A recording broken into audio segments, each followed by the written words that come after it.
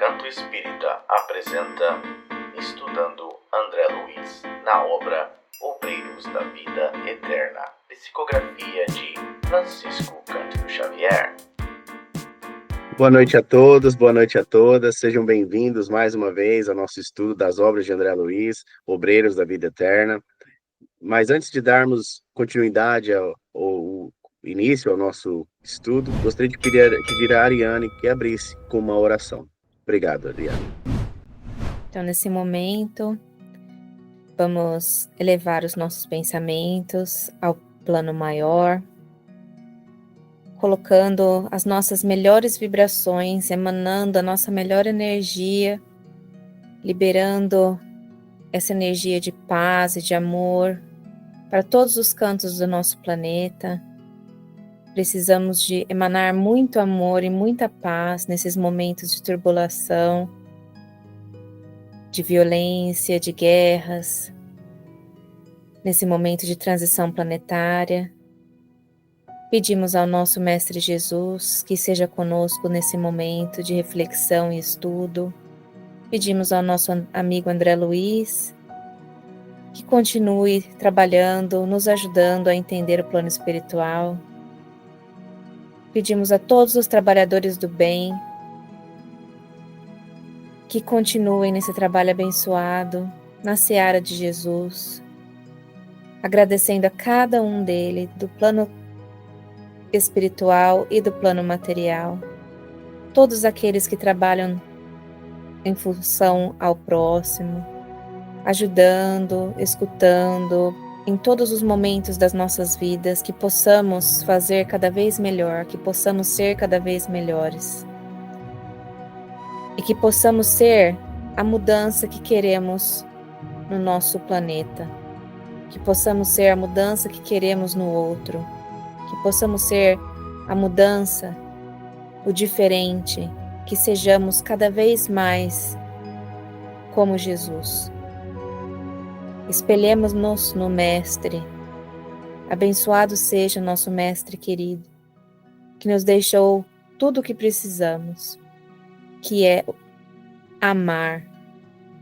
Quando amamos, nós perdoamos. Quando amamos, nós temos empatia, compaixão. Quando amamos, nós conseguimos caminhar com as vicissitudes da vida. Caminhemos com o Mestre, com Jesus. Hoje, um dia especial, aniversário de nascimento do codificador da doutrina espírita, Allan Kardec. Elevamos também o nosso pensamento ao nosso codificador, agradecendo por todo o seu trabalho, por tudo que nos deixou, por tudo que nos ensinou e nos ensina até hoje.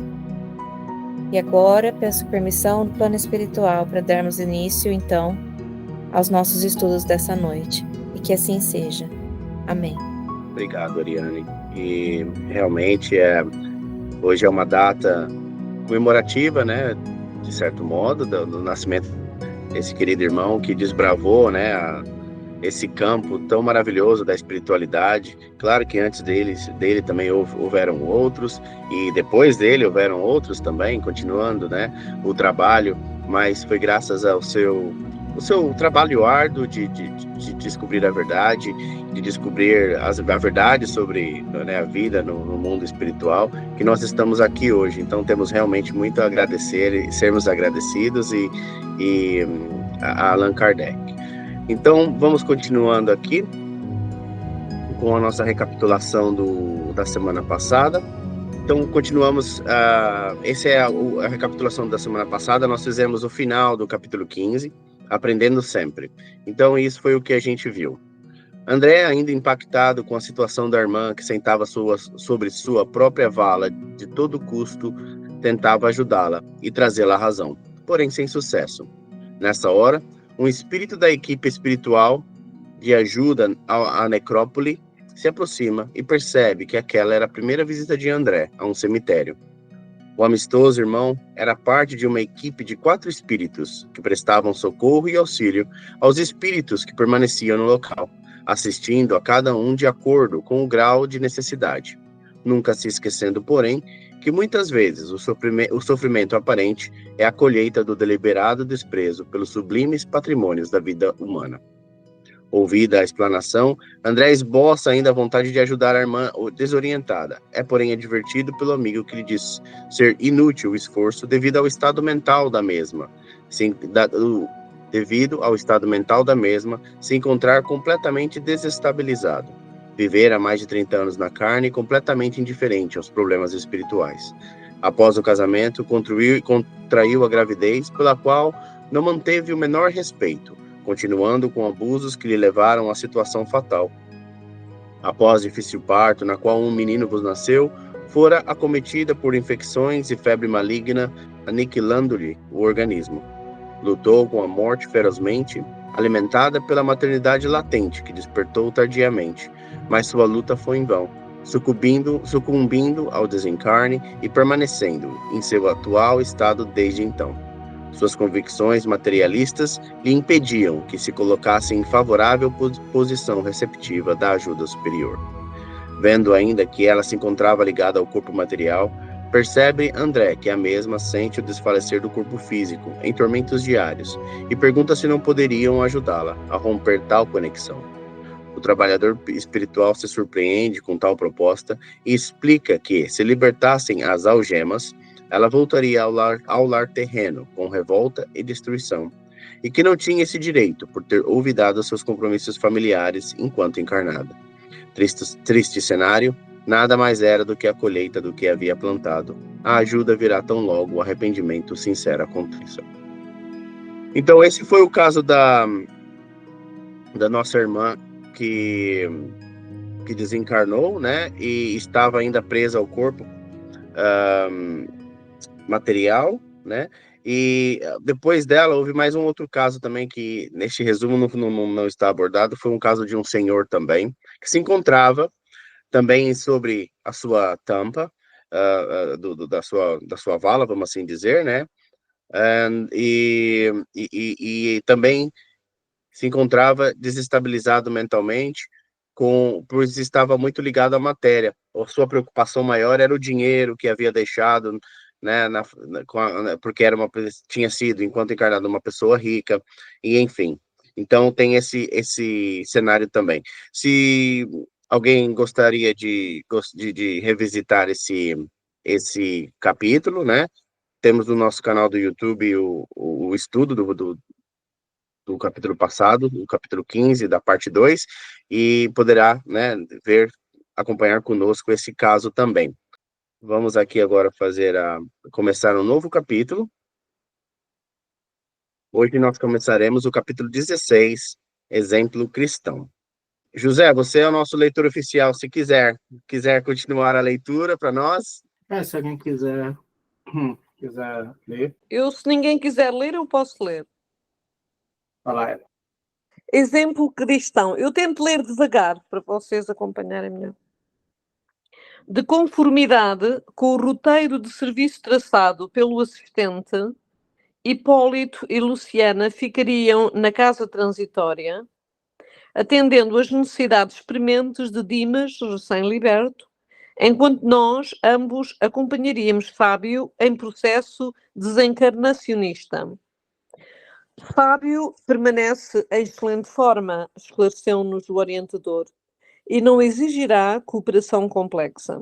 Preparou com relação ao acontecimento, não somente a si mesmo, senão também os parentes que, ao invés de nos preocuparem como acontece comumente, serão úteis colaboradores de nossa tarefa.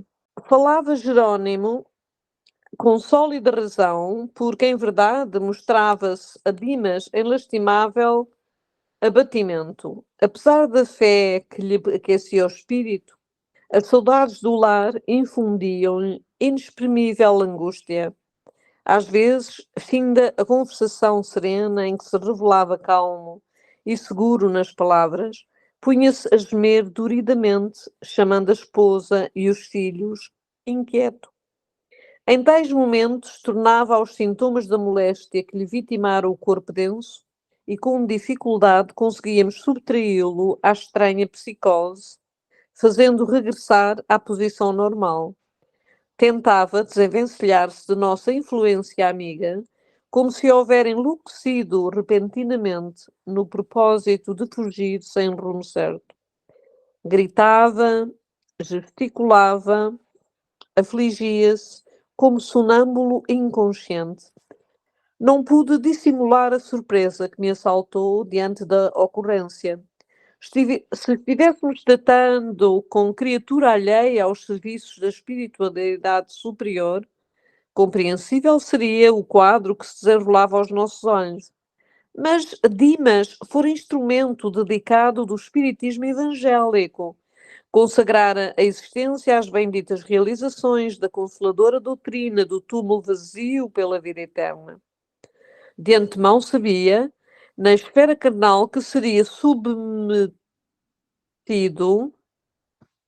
às lições da morte e que não lhe faltariam ricas possibilidades de continuar junto da parentela, já dele separada, aparentemente, segundo o simples ponto de vista material.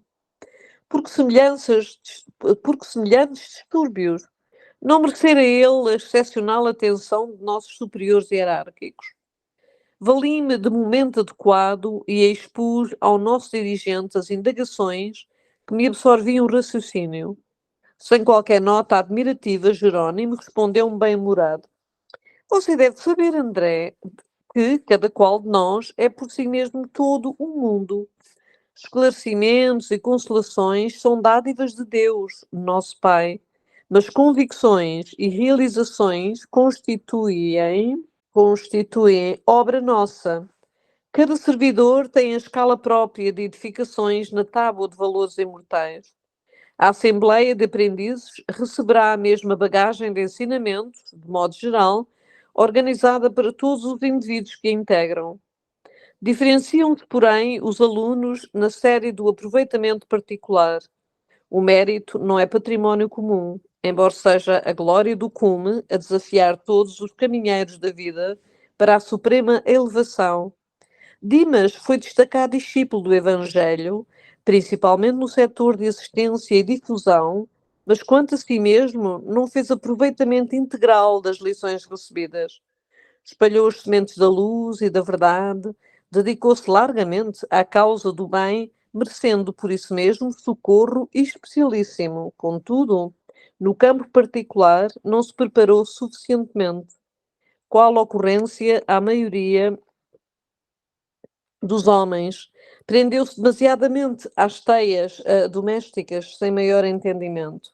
Conferiu excessivo carinho à roda familiar, sem noção de equidade no caminho terrestre. Certamente, sob o ponto de vista humano, consagrou-se o necessário à companheira e aos rebentos do lar, mas se lhes prodigalizou muita ternura, não lhes proporcionou todo o esclarecimento de que dispunha, libertando-os da esfera pesada de incompreensão. E agora, muito naturalmente, sofre-lhes o assédio, a inquietude dos parentes atinge-o através dos fios invisíveis da sintonia magnética. Interessante isto, não é? Aqui acho que é bastante interessante para nós fazermos um esforço um bocadinho. Sorriu. Pois, é interessante. Gostaria de falar alguma coisa disso que você leu, Elia? Sim, isto foi uma das coisas que relevei nesta situação, foi que, apesar dele ter dedicado grande parte da vida ao conhecimento espírita, o que é uma coisa boa, porque tem consciência da vida pós-morte, não é? Ou melhor, desta transição de vida para vida, não é? E do corpo que fica. Havia aqui esta relação, eu reconheço-me aqui um bocadinho, não é? Porque houve muitas realidades da minha espiritualidade que eu não consegui comunicar e que não consigo comunicar de uma maneira fluente e saudável aos meus filhos, infelizmente, não é?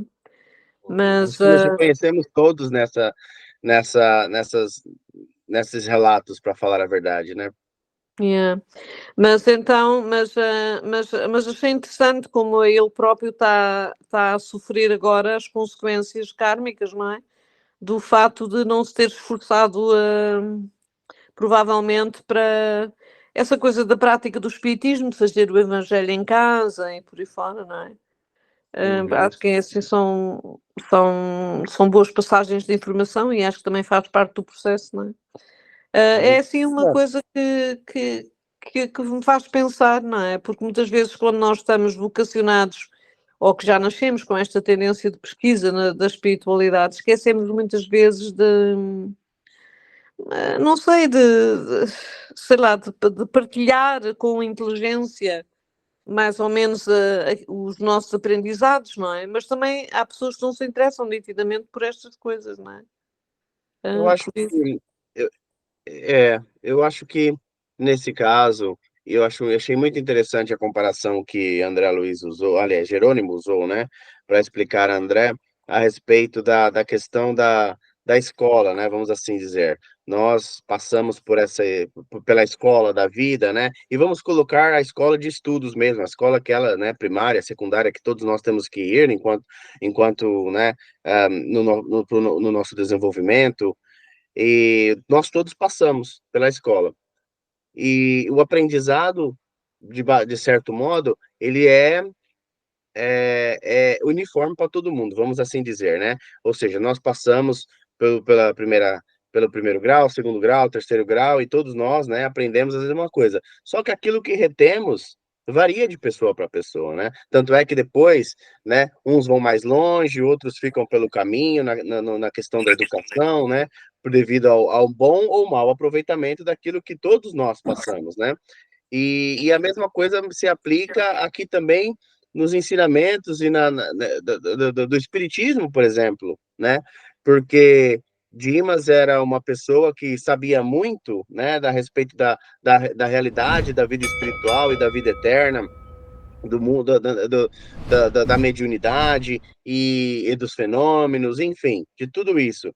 Mas o que a história do texto nos diz é que talvez ele teve o problema, como você também falou, né, de passar esse conhecimento para os seus, né, e preparar os seus para esse momento de transição, que ele sabia que queria acontecer, né, um dia, cedo ou tarde, né, mas ele falhou na questão de que se dedicou, né, ao aprendizado, ao ensinamento, à ajuda ao próximo, isso tudo, mas talvez tenha falhado um pouco em relação ao seu próprio lar, né, a sua própria família, em passar aquilo que ele sabia, em preparar, né, o terreno, em transferir esses conhecimentos. Claro que no texto não diz, né, que ele não fazia o evangelho no lar, por exemplo, né, mas se calhar, realmente, pela conclusão e né, que fazemos ao ler o texto, talvez realmente não fizesse, porque a família, apesar de ter o Dimas, que era espírita médium, né, atuante, ostensivo, se sentiu despreparada, né, para a despedida, vamos assim, momentânea, né, de quando foi ele acometido pela morte, né? Então, realmente é muito interessante nós lermos esse texto e refletirmos e compararmos agora como vai ser o desencarne de Fábio, que é o próximo irmão na qual iremos acompanhar. Mas alguém gostaria de dizer alguma coisa? Senão, a gente continua. Hélia, você continua para a gente então, minha querida, por favor? Sorriu benévolo e continuou. Quem é que sorriu benévolo, que eu já não me lembro? Jerónimo. Jerônimo. Sim. Nosso irmão, inegavelmente, fez por merecer o auxílio de nosso plano, pois conseguiu enfileirar amigos prestigiosos que lhe dedicam valiosos serviços intercessórios, mas não se preparou interiormente, considerando-se as necessidades do desapego construtivo. Gastará, desse modo, alguns dias para edificar a resistência. O ensinamento significava muito para mim, que via tão dedicado a servidor, cercado da mais honrosa consideração por parte das autoridades do nosso plano, em porfiada luta consigo mesmo para restaurar seu próprio equilíbrio. E concluí mais uma vez que o amor pode improvisar infinitos recursos de assistência e carinho, acordando faculdades superiores do espírito, mas que a lei divina é sempre a mesma para todos. O obséquio é ofício sublime, no culto ativo da cooperação fraterna, todavia, cada homem por si elevar-se-á ao céu ou descerá aos infernos transitórios em obediência às disposições mentais em que se prende. Atravessando curto período de proveitosas observações e marcada a libertação do nosso amigo, Jerónimo e eu tornámos à crosta, de modo a desobrigar-nos da incumbência. Acercámo-nos do bairro pobre em que Fábio situara o ninho doméstico. A casinha singela encantada, rodeada de folhagens e flores, via-se que todo o espaço merecera a ternura dos moradores. De longe chegava o barulho da enorme cidade. Espíritos vadios passavam de largo em lamentável promiscuidade. Nas adjacências erguiam-se alguns bangalôs novos que lhes ofereciam livre acesso, fazendo-nos adivinhar a triste influenciação de que eram objeto. Naquela residência pequena e humilde havia entanto, paz e silêncio, harmonia e bem-estar. À nossa apreciação, parecia delicioso oásis em meio de vasto deserto. Entramos.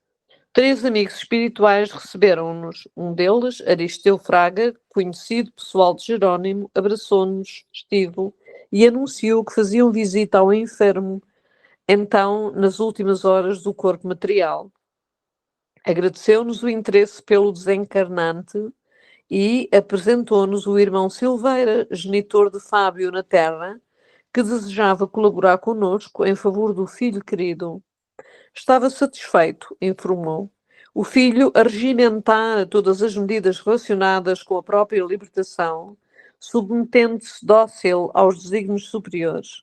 Tivera existência modesta, limitara o voo das ambições mais nobres no culto da espiritualidade redentora, esforçara suficientemente pela tranquilidade familiar, fora acicatado por dificuldades sem conta no transcurso da experiência que terminara.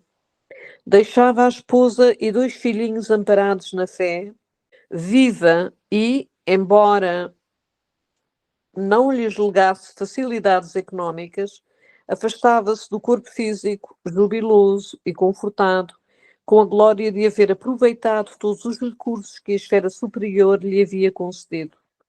Além de haver-se afeiçoado profundamente ao Evangelho do Cristo, vivendo-lhe os princípios renovadores com todas as possibilidades ao seu alcance, Fábio conseguira iluminar a mente da companheira e construir bases sólidas no espírito dos filhinhos, orientando-os para o futuro. Elogiava-se de tal forma o companheiro que, admitido à palestra, arrisquei uma pergunta. Fábio desencarnará na ocasião prevista? Sim, elucidou Jerónimo com gentileza. Estamos de posse das instruções. Nosso amigo desencarnará no tempo devido. Vamos fazer uma pequena pausa aqui só para comentar, então. Ok. Hélia, você quer falar alguma coisa do que a gente leu até agora? Não, aqui não. Ok. Alguém gostaria de dizer alguma coisa do que entendeu na questão do Fábio até agora? Não? Então, pronto. Eu vou só fazer um remarque que, como você sabe, agora nós fomos introduzidos a 2 novos personagens, né? Que é Aristeu Fraga, né? Um amigo de Fábio, seu amigo espiritual, né? E seu pai, irmão Silveira. E seu pai fala muito bem de Fábio, né? E nós já vimos que Fábio realmente foi uma pessoa que preparou a família, né? Nos caminhos do Senhor, de Deus, da espiritualidade. E, entretanto, tanto é que mais cedo no livro aparece o diálogo, né, de Fábio com o seu filho, acho que era Carlinhos, o Carlos, o nome de um dos filhos dele, que ele tem 2 filhinhos, né? E é muito interessante porque ele estando doente, enfraquecido como estava, né?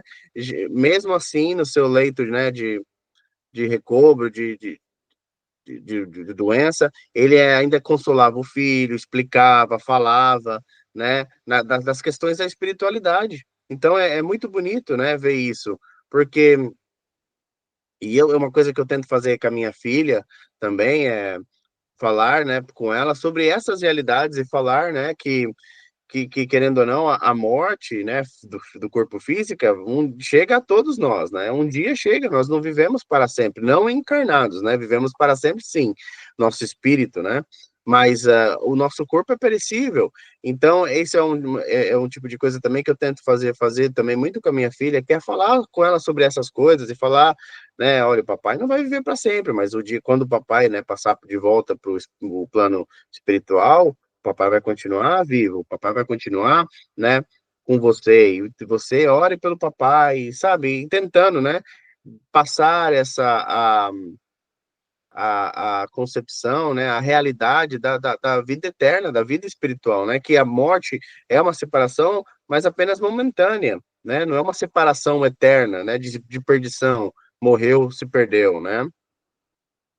Então, isso é muito bonito de ver, né, como o Fábio trabalhou isso em sua própria família. Mais alguém gostaria de dizer alguma coisa? Senão a gente continua. Não, então a gente continua aqui, né? Você continua para Não, nós, Elia? sim, mas deixa-me só dizer uma coisa sobre o que estavas a Claro, dizer. É porque quando claro. nós nos separamos, quando há morte, não é? Isto fez-me lembrar isto agora. Quando há alguém querido, sobretudo, não é? Porque é obviamente que os Uhum. queridos dói mais e faz-nos mais impressão, não é? É mais difícil.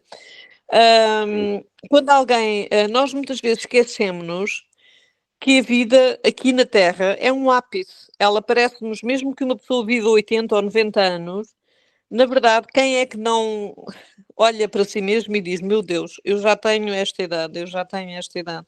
Como é que isto é possível, não é? Portanto, mesmo nós temos a consciência de que o tempo passa muito rápido. Aquilo que nos parece uma eternidade, viver sem a pessoa, ou sem contacto com ela, ou sem saber como ela está, ou por aí fora, é um mínimo, é um segundo, não existe, é rápido em relação à cosmologia e ao tempo ao tempo-espaço, não é? Dos outros. Portanto, tudo nos parece muito doloroso porque não temos efetivamente enraizado nas nossas moléculas, nas nossas células, essa consciência da eternidade num processo constante, não é? Porque efetivamente a vida é muito curta, não é? Ou seja, isto tudo é muito rápido, passa tudo muito rápido. E de maneira que essa coisa de nós termos saudades e ficarmos presos aos grandes amores, eu sou perita nisso, aos grandes amores, aquela coisa toda, isso é tudo uma fantasia que se tem que observar, não é? E tentar melhorar dentro de nós, porque efetivamente isto é tudo muito rápido. E nós vamos certamente, de acordo com o desígnio de Deus e com a misericórdia de Deus, encontrar-nos noutras circunstâncias, mas percebermos isso até todos juntos, eventualmente, no além, não é? Eu acredito nisso. E, e é só isso que eu queria dizer. Sim, sim, muito obrigado. Eu acho interessante que tem uma parte da Bíblia, numa passagem, eu não me lembro exatamente onde é que está, mas tem um versículo que diz que para Deus um dia é como 100 anos e 100 anos é como um dia, né? E Exato. quando a gente olha, né, quando nós olhamos com os olhos da eternidade, realmente, né, a gente consegue começar assim a ter uma mínima noção do que isso quer dizer, né? Porque foi como você disse, realmente essa vida, essa existência aqui na Terra, enquanto encarnados dessa vez, porque nós já passamos por essa Terra muitas vezes, né? E se calhar viemos de outras terras, e agora estamos aqui nessa Terra. Vamos lá, né? Não quer dizer que só porque estamos aqui, que sempre estivemos aqui, né? A nossa evolução é constante, né? Ela é um processo contínuo. E então, quando olhamos para a vida eterna, essa existência, essa encarnação, esse corpo, né? Esse momento em que eu me encontro como Leandro, porque hoje eu sou o Leandro, mas e quem que eu fui ontem?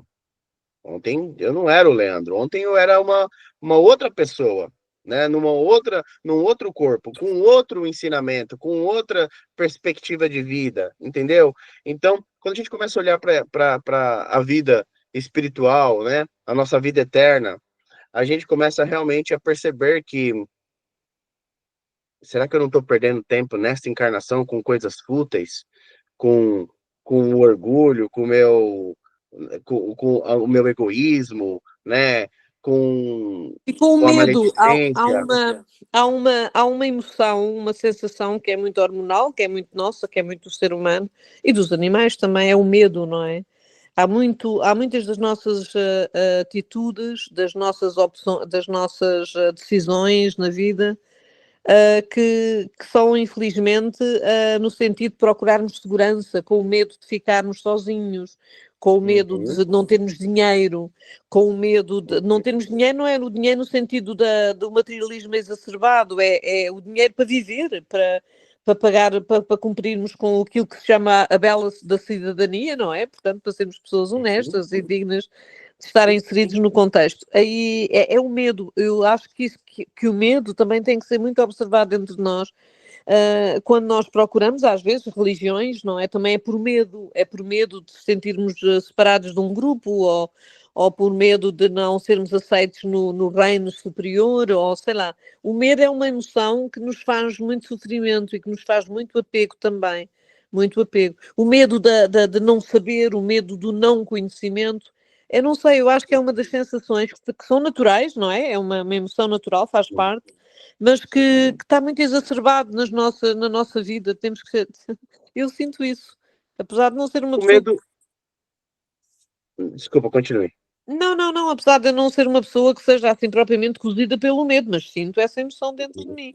E sinto muitas vezes que está no fulcro das minhas decisões, em relação ao trabalho, em relação a muita coisa, em relação às vezes até a certas pessoas que uma pessoa tem uma impressão sobre elas e sabe perfeitamente que naquele contexto precisas de tratá-las assim. Isto acontece muito no meio de trabalho, não é? Não, tu sentes que há ali qualquer coisa e, portanto, contornas e tentas, é o medo outra vez, não é? Da pessoa Sim. te prejudicar, da pessoa de ser ferida, de não estares à altura e de te julgarem, não sei.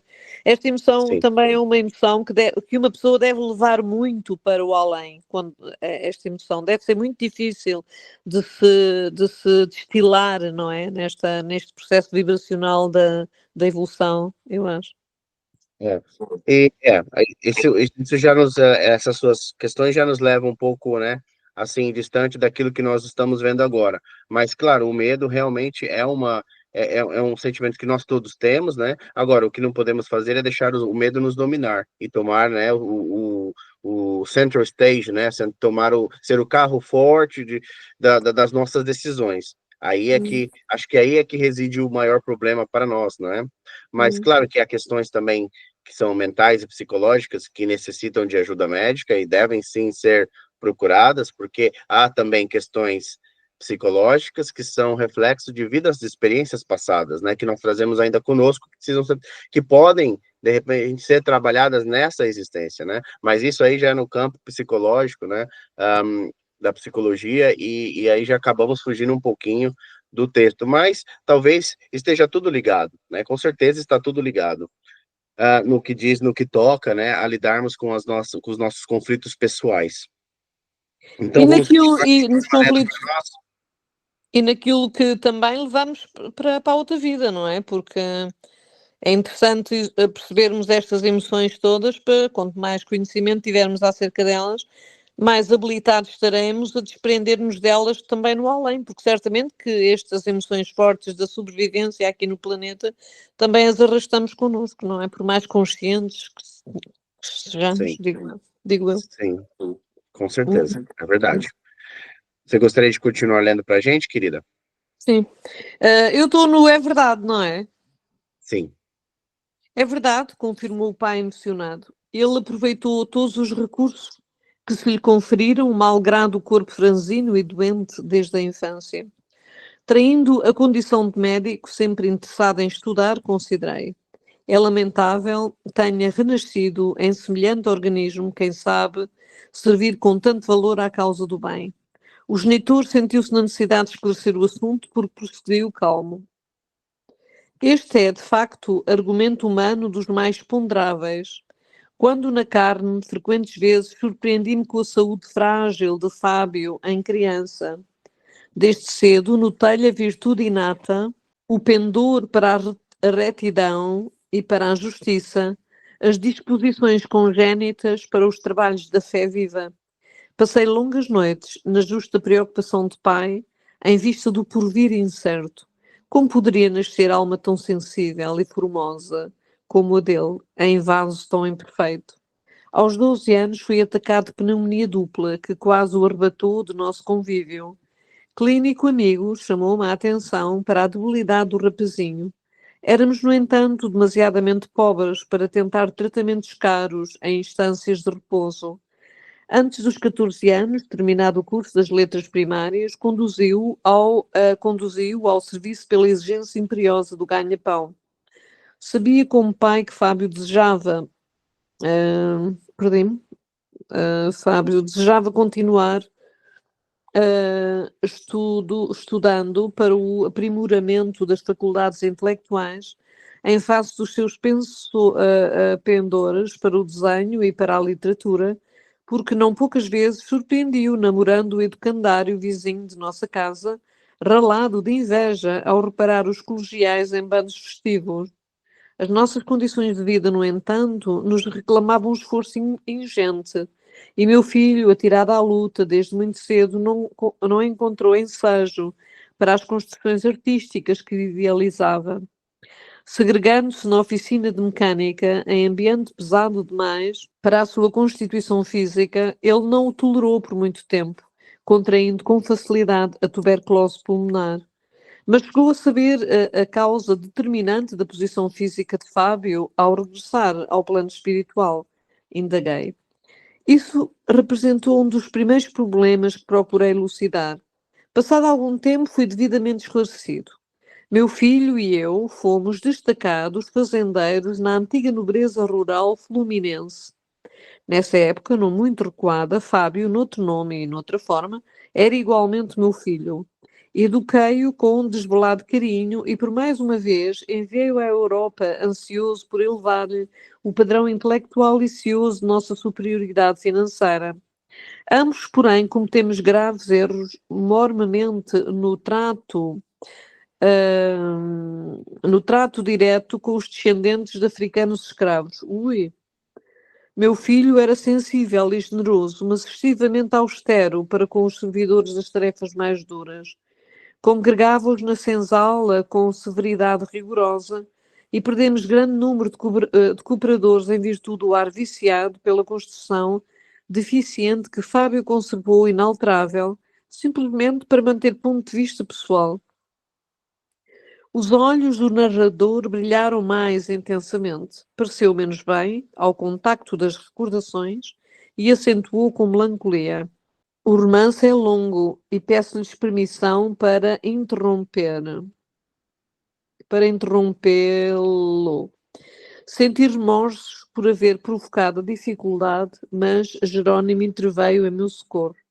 Não pensemos mais nisso, exclamou o assistente, bem-humorado. Nunca me conformo com a exumação de cadáveres. E enquanto a alegria tornava o ambiente, meu orientador acrescentou. Vamos passar à frente, queres dizer? Prestemos ao enfermo a assistência possível. Nesta noite, afastá-lo-emos definitivamente do corpo carnal. Levantámo-nos e penetramos o quarto. Fábio, fundamente abatido, respirava a custo, acusando indefinível mal-estar. Junto dele, a esposa velava atenta. Através da janela atenta... Obrigada, Leandro, eu perdi-me aqui. Através da janela aberta, o doente reparou que a cidade acendia as luzes. Ergueu os tristes olhos para a companheira e observou. Interessante verificar como a aflição se agrava à noite. É fenómeno passageiro, Fábio, afirmou a esposa tentando sorrir. Entre nós, todavia, iniciaram-se providências para socorro imediato. O pai do enfermo dirigiu-se a Jerónimo. Sei que a libertação de Fábio exige grande esforço. Entretanto, desejava auxiliá-lo no derradeiro culto doméstico em que tomará parte fisicamente ao lado da família. Regra geral, as últimas conversações dos moribundos são gravadas com mais carinho pela memória dos que ficam. Em razão disso, ser-me-ia sumamente agradável ajudá-lo a endereçar algumas palavras de aviso e estímulo à companheira. Com muita satisfação, aqui achou o assistente. Colaboraremos também na execução desse propósito. É mais conveniente que a família esteja a sós. Bem lembrado, disse o genitor agradecido. Reparei que Jerónimo e Aristeu passaram a aplicar passos longitudinais no enfermo, observando que deixavam as substâncias nocivas à flor da epiderme, abstendo-se de maior esforço para alijá-las de vez. Fim da operação, indaguei dos motivos que os levavam a semelhante medida. Está muito enfraquecido, agonizando quase, informou o meu dirigente. E fazemos o possível por beneficiá-lo sem lhe aumentar o cansaço. As substâncias retidas nas paredes da pele serão absorvidas pela água magnetizada do banho a ser usado em breves minutos. Efetivamente, atendendo à influenciação dos amigos espirituais que lhe davam intuições indiretamente, Fábio dirigiu-se à esposa, expressando o desejo de leve banho morno, no que foi atendido em reduzidos instantes.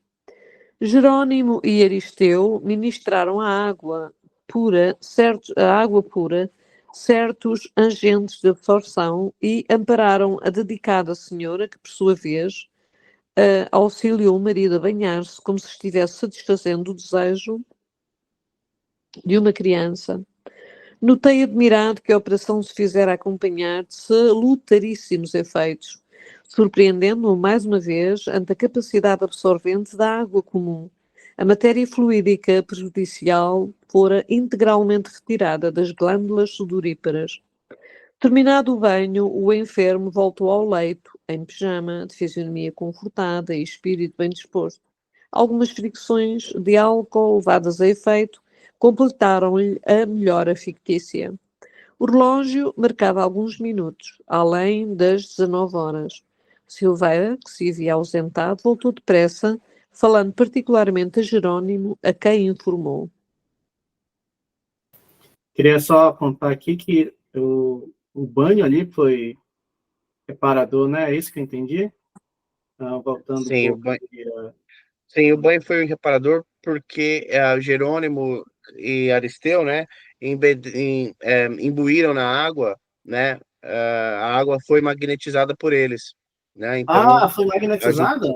Tá. sim, a água foi magnetizada por eles, né, onde ele diz aqui, eu vou de voltar só um No pouquinho. banho ou no banho? A água que sai do chuveiro? Foi. Água aqui, ó. Jerônimo e Aristeu ministraram a água pura certos agentes de absorção e ampararam a dedicada senhora, que por sua vez auxiliou o marido a banhar-se. Tá, ok. Entendeu? Eu achava Então, que era eles a jarra de água, entendi. tipo, fluidificaram a água de uma certa forma, né? Que a absorção do contato da água com o corpo, né? E o que foi absorvido pelo corpo, né? Foi tão bom que aqui diz, né, que a matéria fluídica prejudicial fora integralmente retirada das glândulas sudoríparas, ou seja, pela ação do banho da água que estava magnetizada, né? Uhum. Olha que Legal. coisa interessante, né? Uma água é importante, né, gente?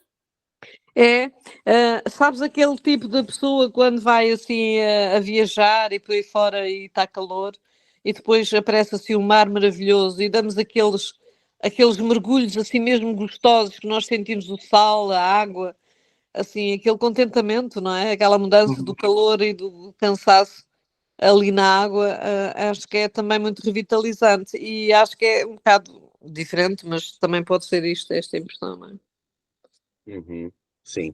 Eu acho que a gente vai acabar ficando por aqui também, porque eu já estou ciente da hora, né? E gostaria de abrir oportunidade para alguém que gostaria de fazer algum comentário daquilo de tudo que nós já lemos até agora. Alguém Que gostaria de legal dizer aí, alguma já coisa? apresentou dois. Esses são os dois primeiros, porque eu lembro que eram 5 ou 6, né, trabalhadores que o pessoal ia acompanhar o desenlace, né? Sim, são 5, Esses são os dois primeiros, né? O Dimas e o Fábio. É E Fábio, Fábio. mano. Yeah. Ah, Então, o Dimas, temos mais que todos eles 3. eram trabalhadores, né? Assíduos, dedicados. Aí o Uhum, Fábio, então, mostra aí, né, a diferença entre os dois, né? O uhum, Dimas muito dedicado, mas ele esqueceu ali um pouco da família, né? Esqueceu dele mesmo, né? sim. E aí sofreu ali na hora de na hora do desenlace, né? Não deu carinho, não, né, se preocupou mais em dar os bens, prover, né, o material para a família, esqueceu ali, e aí acabou o Ele, problema. ele também teve uma existência, né, humilde também, né? Dimas também teve uma existência humilde. Tanto é que é falado que ele não buscou a prosperidade material em detrimento do seu trabalho, né, junto da espiritualidade e em prol do próximo, né? Então, Dimas, nesse aspecto, também foi muito humilde, né, nessa questão. Suzana, pode falar. É uma curiosidade minha, né, que eu já ouvi, assim, a questão, né, da gente fisicamente, fazer um paralelo, fisicamente nós somos mais frágeis, tem uma tendência a trabalhar mais o intelectual, né, e aqui eu fico olhando, assim, quando ele fala, né, segregando na oficina de mecânica em ambiente pesado demais para sua constituição física, e ele não tolerou por muito tempo, contraindo com facilidade tuberculose pulmonar. Eu fiquei aqui assim, será que tem, eu não me lembro de ter visto alguma coisa assim, que essa questão pode influenciar nosso, por exemplo, se ele tivesse ido para a tendência com que ele veio do esclarecimento, né, da informação maior de que o esforço físico, se teria mudado esse destino dele, né, de pegar uma tuberculose, e parece que foi contraído com facilidade devido a esse trabalho excessivo, né? Uhum, uhum. Realmente. Nesse caso, você está falando de Fábio, né? Isso mesmo, do Fábio. É, é, Isso aí foi, Nós Suzana, vimos. isso aí foi na vida atual ou foi na vida quando eles eram fazendeiros? Eu entendi que é nessa, né? Nessa, né? Ele está passando por essa tuberculose pulmonar, Uhum. e na outra vida foi outra questão dos escravos, né?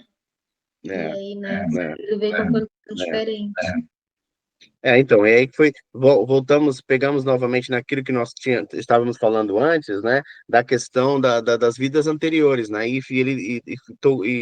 o pai, né, de Fábio, né, o irmão Silveira, ele tocou nesse assunto ao falar da existência anterior de Fábio, né, que tinha outro nome e que veio para a Europa, enfim, e esse trato dele, né, vamos lá, o que nos deu a entender que na existência passada ele não tinha nenhum problema de saúde, ele era, né, uma pessoa saudável, mas devido ao abuso dele em relação ao próximo, no caso, aos escravos, né, era ver-se que ele era uma pessoa que parecia que, deu-me a entender, ele parecia que gostava de maltratar os escravos para manter aquela estatura, né, social, né, para dizer eu sou o dom, eu sou o mestre, né, eu sou o chefe, né, então mostra que ele tinha assim um certo desrespeito, né, ao próximo, e como por causa dessas atitudes, né, de que levaram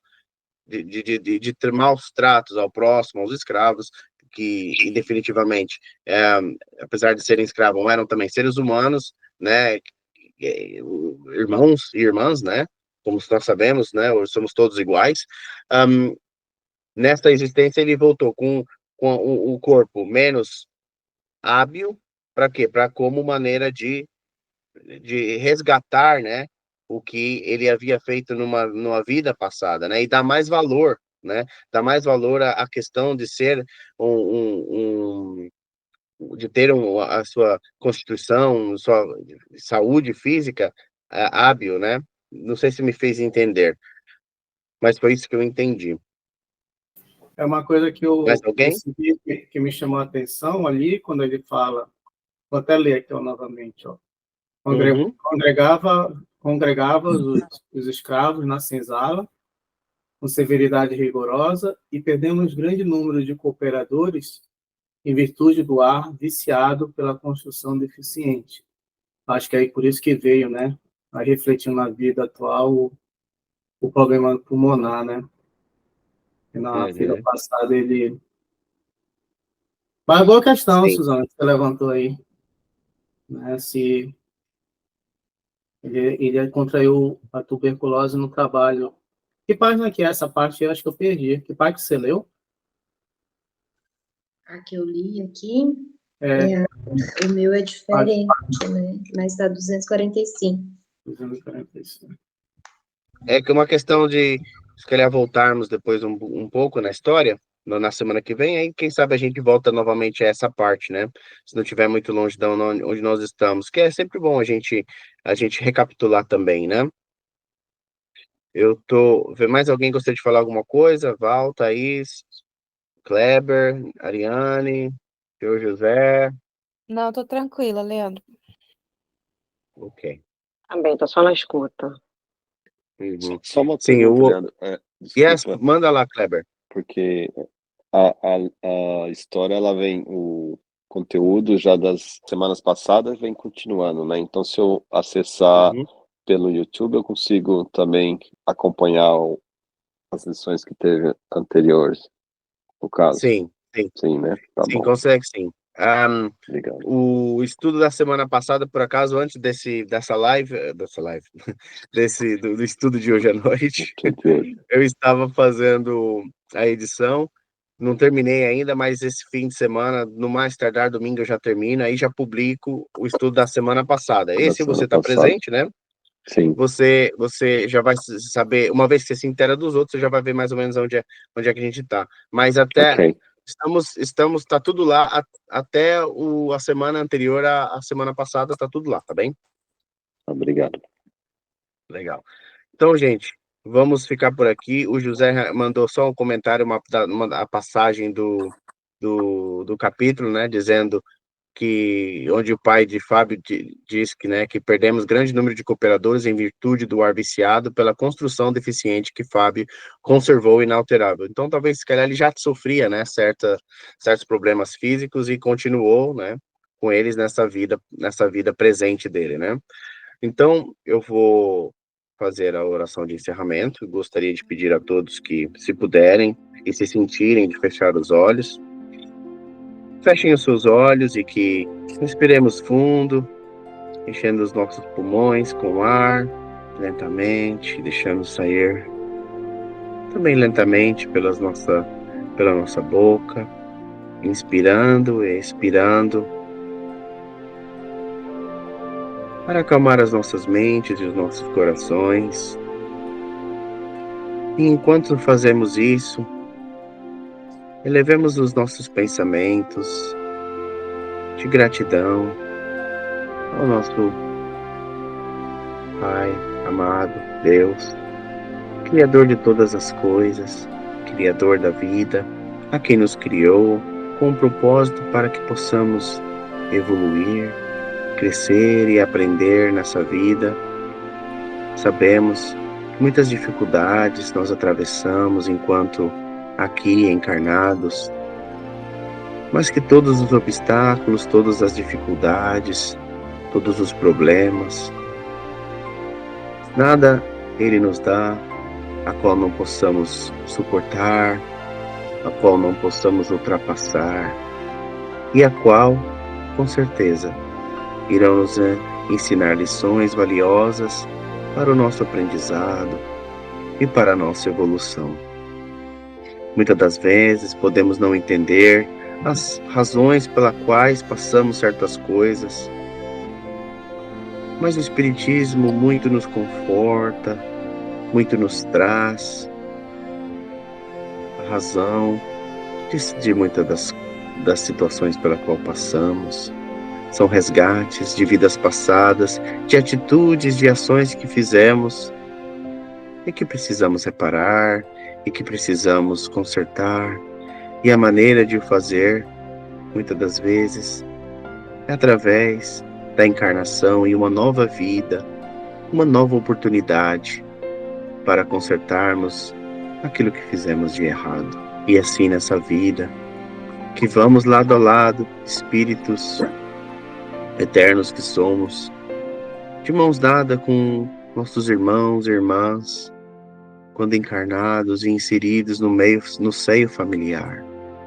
Que possamos detentores dessa verdade, da verdade espiritual, da vida eterna, ajudar uns aos outros a entender que a vida continua mesmo depois da vida, que a morte do corpo físico não é o fim de tudo, que o desespero seja abatido, derrubado pelo conforto e o saber de que o ser amado, a pessoa amada, continua viva, continua presente, mesmo que para os nossos sentidos grossos, na quais ainda possuímos, enquanto ligados à carne, não possamos percebê-los totalmente, mas que saibamos que com as nossas orações, com as nossas vibrações, com os nossos pensamentos, nós os alcançamos, nós nos ligamos a eles e enviamos a eles o nosso amor,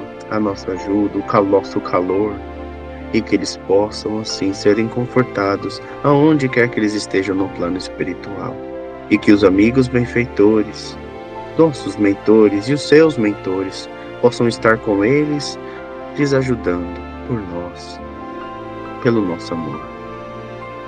Agradecemos a Jesus Cristo, nosso modelo, guia e mestre, que desde mais de 2000 anos atrás, através das suas palavras, dos seus ensinamentos, também muito nos ensina, também muito nos consola.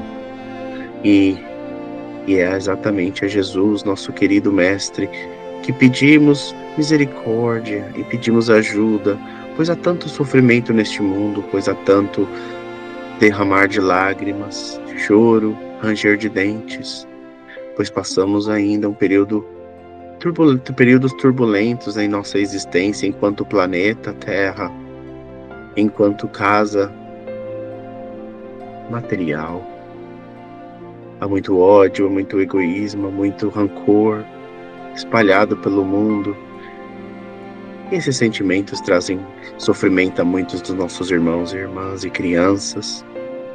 Então pedimos, rogamos que a espiritualidade maior esteja assistindo os causadores da guerra, para que eles possam reverter os seus caminhos, as suas atitudes, e que o amor possa reinar, que o entendimento possa se fazer feito, que as conversas de paz possam ser, as negociações de paz possam ser retornadas, e que vidas em sofrimento possam ser resgatadas, ajudadas, e que tudo aquilo que elas necessitam possam lhe ser entregues, possam lhe ser alcançadas, sejam elas necessidades materiais ou espirituais.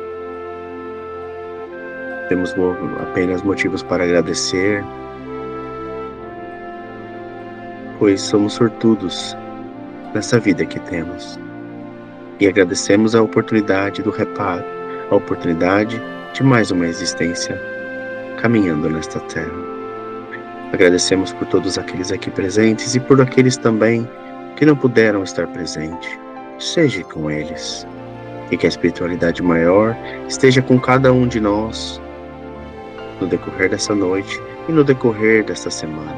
E que possamos todos, enquanto estivermos descansando em nossos leitos domésticos, também estarmos ligados ao trabalho espiritual e ajudar não só a nós, mas também ao próximo. Assim, agraciados que somos pela oportunidade de ter mais esse estudo, de aprendermos mais uma vez com André Luiz, através de Chico Xavier. Pedimos a autorização e a permissão aos espíritos benfeitores dessa casa, desse estudo, que nos deem a permissão de encerrar esse estudo. Que assim seja. Graças a Deus, graças a Jesus. Amém. Amém. Obrigado, gente.